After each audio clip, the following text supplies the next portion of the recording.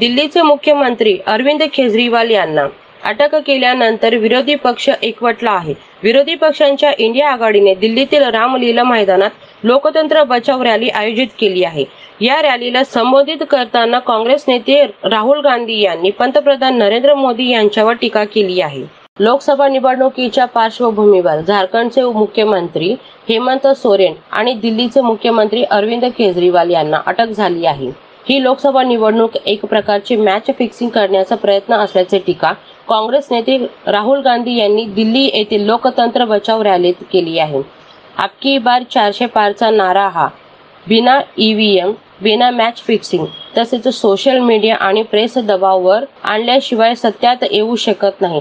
सर्व मिळून ते 180चा पार जाऊ नाही शकत, म्हणून त्यांनी मॅच फिक्सिंगद्वारे निवडणूक जिंकण्याचा प्रयत्न केला आहे। काँग्रेस पक्ष हा विरोधी पक्षातील सर्वात मोठा पक्ष आहे, परंतु ऐन निवडणुकीत आमची सर्व बँक खाती गोठवली आहेत। आमची प्रचाराचा खर्च कसा करायचा, कॅम्पेन करायचा आहे, प्रवासाचा खर्च करायचा आहे, पोस्टर्स कशी छापायची, असा सवाल राहुल गांधी यांनी केला आहे।